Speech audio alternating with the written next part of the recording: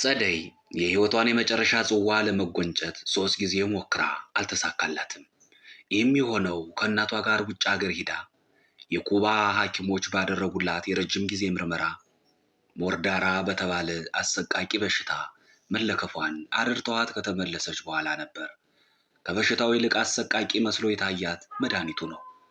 መድኃኒቱን በተለይም በስነ ምግባርና በማህበራዊ የልማድ አጥር ውስጥ በተሸበበው በሶስተኛው ዓለም ይቅርና በሰለጠነው ዓለም ቢሆን እንኳ ቢናገሩት የሚያሸማቅቅ ሆኖ አግኝተዋለች።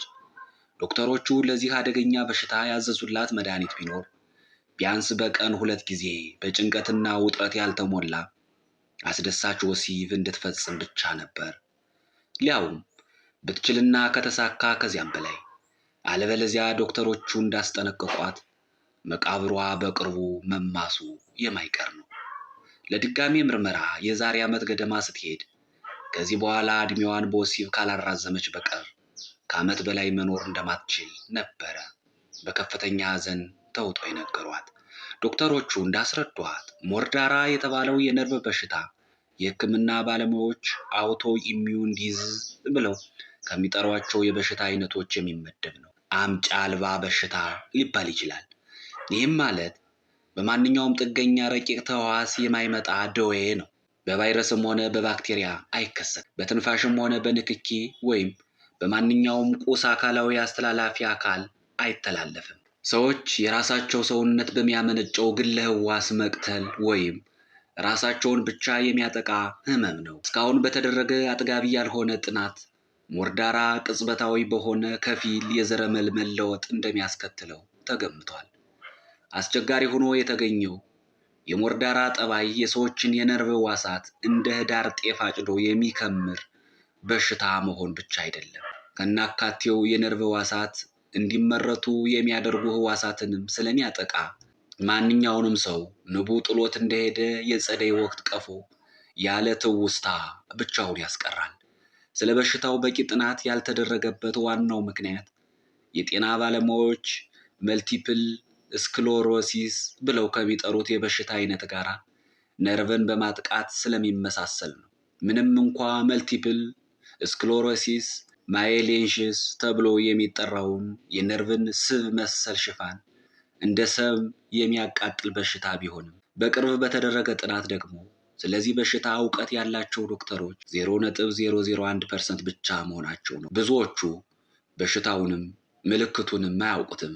የሆነ ሆኖ በዚህ በሽታ ለተጠቃ ሰው ሀብታምም ሆነ ድሃ ወይ ወሲብ አሊያም አቅሙ እንደፈቀደ የመቃብር ሳጥን እንዲገዛ ቢመከር እንጂ መድኃኒት ሊታዘዝለት አልቻለም። አንዲት ፍርቃጭ ክኒን፣ አንዲት ጠብታ መድኃኒት አልተገኘለትም። ላብራቶሪ ውስጥ አንገታቸውን እንደ ከዘራ ቆልምመው የሚውሉ የኩባ ተመራማሪዎች የወሲብ ጊዜያዊ ፍቱን መድኃኒት እንደሆነ ይፋ አድርገዋል። በዓለም ዙሪያ በሚገኙ ከ120 በላይ በሆኑ የበሽታው ተጠቂዎች እንስታት ላይ ባደረጉት ምርመራ ወሲብ ብቻ ብቸኛው መድኃኒት እንደሆነ አረጋግጠዋል። በወሲብ ጊዜ የሚፈጠረው ኤሌክትሪካዊ ንዝረትና በተጓዳኝ የሚመነጩት ሆርሞኖች ናቸው ብቸኛ መድኃኒት ሆነው የተገኙት። በመሆኑም በዚህ በሽታ የተለከፈች ማንኛውም እንስት በሽታውን መቋቋም የምትችለው በየቀኑ ጭንቀት የሌለበትና ራሷን ዘና የሚያደርግ ወሲብ በመፈጸም ብቻ ይሆናል። አለበለዚያ ሞርዳራ የነርቭ ህዋሳቷን እንደ ግንደ ቆርቆር እየቀረጠፈ የነርቭ ህዋሳቷን እንደ ጨገዳ ጤፍ ወቅት እንደ ገለባ እየከመረ የትውስታ ማህደሯን ሙሉ በሙሉ ያወድመዋል። በዚህ ጊዜ ትዝ ሊላት የሚችል አንዳች ነገር አይኖርም። መኪና መንዳት ትችል ከነበረ በሽታው ጡዘቱ ላይ ሲደርስ መኪና መንዳት ይጠፋባታል። ሙዚቀኛ ከሆነች የሙዚቃዎቿ ግጥሞችና ዜማዎች ይረሷታል። በኋላም ጭራሽ ሙዚቀኛ እንደነበረች እንኳ ትረሳለች። ዘመድ አዝማድ፣ ጎረቤት፣ ልጆቿ፣ ባሏ ሁሉ ይረሳታል። ማንም ምንም ራሷንም ሰው መሆኗንም ሁሉ ትረሳለች። እንዳልዛይመር እንኳ ጥቂት እንጥፍጣፊ ትዝታ አይተውም። ጭራሽ ያላት የትውስታ ማዕከል ወገቡ እንደቀጠነ ምሰሶ ሁሉን ይዞ ይሽመደመዳል። ፍርስራሹ እንኳ ሊገኝ አይችልም። ከዚህ በኋላ የሚፈጠረውን ዶክተሮቹ እንደነገሯት ለወሬ የማይመች ለሷ እዳሪዋን በማብኳትና በጭቃ ማቡካት መካከል ልዩነት አይኖረውም። ተጨማልቃ አይነ ምድር እንደነካው እንጨት ተፈንጥቃ እንዳልሆነ ሁና ትሞታለች። ተጨማሪ የጥናት ውጤቶች እንደገለጹት በዚህ በሽታ በአብዛኛው ተጠቂ ሆነው የተገኙት ሴቶች ናቸው። ለበሽታው ብቸኛው መድኃኒት ወሲብ እንደሆነ የተነገራቸው ሴቶች ታዲያ አንዳንዶች ስነ ልቦናዊ ጫናውን መቋቋም አቅቷቸው የሞት ጽዋቸውን በትኩሱ ፉት ብለዋል። ጥቂት ሀብት ያላቸውም ከመሞት መሰንበት ብለው ደስ ያሏቸውን ሸበላ ወንዶች እያማረጡ ሲችሉ እያማለሉ ሳይችሉ ጠቀም ያለ ክፍያ እያጎረሱ በሚፈጽሙት ወሲብ ሕይወታቸውን አሰንብተዋል። ከፊሎቹም አይናቸውን በጨው አጥበው ለሴተኛ አዳሪነት ተዳርገዋል። የጸደይ እናት ወይዘሮ ብሩክታዊት ከ8 ወራት በፊት ልጇን በምትችለው ሁሉ እንድትረዳት በኩባ ሐኪሞች በተነገራት መሰረት ለማድረግ ግን አልቻለችም። ጸደይ ከማንም ጋር ስጋደም ከምኖር ሞቴን መርጣለሁ በማለት አሻፈረኝ ብላለች። ቢያንስ አንድ ፍቅረኛ ይዛ ከእርሱ ጋር እንኳ እንዲያ ብትል ብላ እናቷ ብትወተውታትም ፍንክች ያባቢላ ልጅ ብላ ኑራለች። ነገር ግን በቅርቡ ከተልሚድ ጋር አፍ ለአፍ ገጥማ ስታወራ ምናልባት ጓደኛዋ ይሆናል የሚል ግምት አድሮባት ነበር።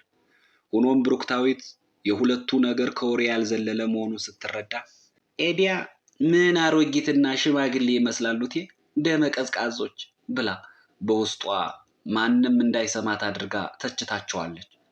ብዙውን የወሬ ጉርሻ ባፉ የምታጎርሰው ጸደይ ናት። እሱ ግን ነጭ ወረቀትና ጥቁር ብዕር ሲይዝ እንጂ ለንስቶች ብዙም ደንታ ያለው አይመስልም።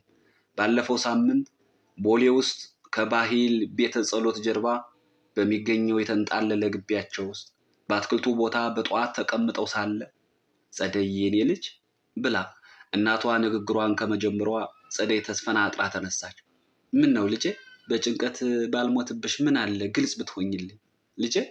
እኔ እኮ ከአንቺ በቀር ማንም የለኝም። እናቴ ሆዴ፣ ጓደኛዬ፣ እንደ ጓደኛሽ ታየኛል ነበረ። ለምን አሁን ትሸሽኛለሽ? ጓደኛሽ ማለት ነኝ እኮ። አንቺ እኮ እህቴም ልጄም ጓደኛዬም ሁሉም እኮ ነሽ። ማን ነው እኔን መሸሽ ያስተማር? በዓይኖቿ ተማጠነቻት። ብሩክታዊት ምን አርጊ ነው የምትይ? ለዛ ከርታታ ችግርሽን ነግረሽዋል? ከርታታ? ይቅርታ አድርጊልኝ የኔ ልጅ። ብነግረውስ ምን ሊፈይድ ይችላል? ያንን ነገር ጀምራችኋል? ጸደይ ከት ብላ ከመሳቅ በቀር መልስ አልነበራት። በሳቋ ውስጥ የሚፈልቀው ውበት እግዚአብሔር ጥርሶቿን ለመፍጠር ያማከረው ጠቢብና የፈጀበት ቀን ብዛት በዚያች የጠዋት ጀንበር ጨረር ከወትሮው ልቆ ይታይ ነበር።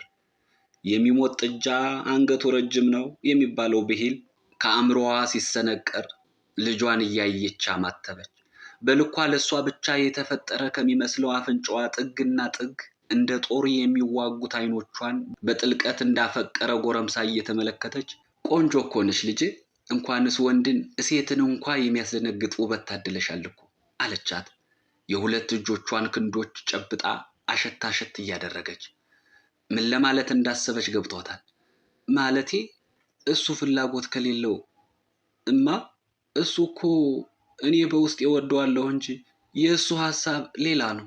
እንኳንስ ሌላ ነገር ልንጀምር አፌን ሞልቼ እንኳ በሱ ፊት መናገር ያቅተኛል። የመጣሽ ተኝ አለች ብሩክታዊት በአግራሞት በሁለት እጆቿ አፏን እያፈደች። ስሚ ልጄ፣ ያለሽኝ ብቸኛ ዘመድ አንቺ ነሽ። አንዲቷን ፍሬን እንዲህ በቀላሉ ማጣት አልፈልግም። አንቺን ዳሞሌ ጨው ስትሟሚ እያየሁ እንዴት ዝም ማለት እችላለሁ? እንደምታዩ አዱኛ ሞልቷል። ከመኪና አማርጠን ነው፣ ከቤት አማርጠን ነው። ኧረ ስንቱ። ታዲያ እሱ ሁሉን አሟልቶ አይሰጥ? ሀብቱን ሲያድለኝ ከፍሬው ነፈገኝ። አንዷን ፍሬን አንቺን እንኳ ስጋ እንዳየ ጭልፊት ሊነጥቀኝ መልአከ ሞት ክንፉን እያማታ እየመጣብኝ ነው። ወራሽ እንኳ ሊያሳጣኝ። አባትሽ እንደሆነ በየሀገሩ ሚስቶች አበጅቷል አሉ። ቻይና ሀገር 2፣ አሜሪካ ሀገር 3፣ ሌላውን ትተን እዚች የድሃ አርሚጦ ከምታህለው ሀገር ከጅቡቲ ሳይቀር ሚስቶች አሉት አሉ። ልጆቹም ሳያፈር አይቀርም። አባትሽ ለአንቺ ደንታ ያለው እንዳይመስልሽ። ለሱ አንድ ቦንዳ የኮንትሮባንድ ዕቃ ከሚጠፋበት አንቺና እኔም ቢያጣ ይመርጣል። ምን እያልሽ ነው እማዬ? የምልሽማ ያለኝን ሀብት ተካፍዬ አንቺን ይዤ ሌላ ሀገር እያስታመምኩሽ እኖራለሁ። ተወልደን በዚህ ጉዳይ ላይ አማክሬው በሕግ በኩል ያለውን ሁሉ ሊያስተካክል ቃል ገብቶልኛል። አብደሻል እማዬ አለች ጸደይ አይኗን እያፈጠጠች። እንዲያውም ሁሉንም ነገር አስተካክዬ ጨርሻለሁ። ጸደይ ከዚህ በኋላ ከእናቷ ጋር ከመነጋገሯ በፊት ብቻዋን ሁና ማሰብ እንዳለባት በመገንዘብ ወደ ክፍሏ ነበረ ገብታ ብሯን የጠረቀመችው። ተወልደ ከደብረ ዘይት ወጣ ብሎ ባለ ስፍራ መገደሉን ሊያውም ስንት ሕዝብ የሰማውን ነገር እናቷ አለመስማቷ ሳያስገርማት አይቀርም። በሁለተኛው ቀን አባቷ ጀን መርቂ ወደ ክፍሏ ሳያንኳኳ ከገባ በኋላ ያንን ከርታታ ብሎ ሊናገር ሲል ታነብ የነበረውን የተልሚድን ልቦለድ ረቂቅ ይዛ ገፍትራው ወጣች። ተልሚድ የመኪና አደጋ የደረሰበት በዚሁ ቀን ማታ ላይ ነበር። ራስ መኮንን ድልድይን ተሻግረው ከጸደይ ጋር ወደ 4 ኪሎ በእግር በሚሸራሸሩበት ሰዓት ነበረ ከዚህ ቀደም አይታው የማታውቀው ከኋላ በኩል የመጣ ጥቁር ቪታራ መኪና ተልሚድን አሳዶ ሲገጨው ያየችው።